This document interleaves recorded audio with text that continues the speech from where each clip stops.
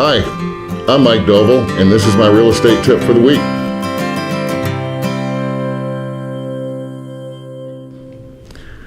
Today, we'll talk about whether to refinance or whether to sell. A lot of people would think maybe refinancing is the way to go, and the rates are low, and they could save some money on the rate or on the payment. Is that really what you want to do? You know, that's kind of like buying your house back. Best thing to do, really, is if you are going to refinance, or you're thinking about refinancing, or you're thinking about selling, give me a call. We can talk about it. You can tell me where you're at, what you need to do, and from there I can help you formulate a plan. When you're trying to decide whether to sell or to refinance, one of the first things to do is look at your house. Is it everything that you want it to be? Does it serve your needs today as well as it did the day you bought it? If it doesn't, then maybe you don't want to refinance. So once again, let's say that, for instance, well, maybe the house still does work for me pretty good and I'd like to refinance. Well, other than refinancing, what do you want to accomplish? Do you want to save money?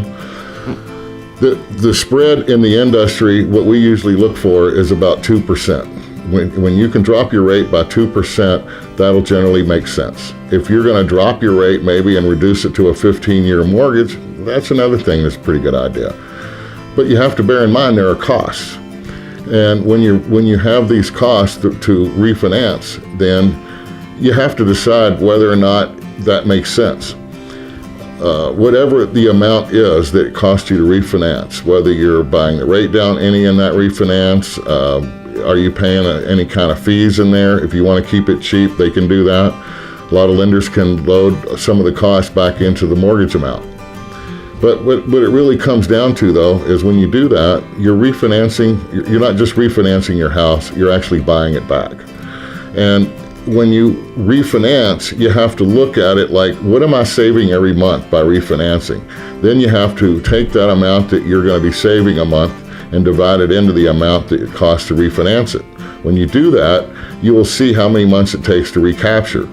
If you're beyond 8 months, then you really should be thinking about that, because a lot of things can change in 8 months.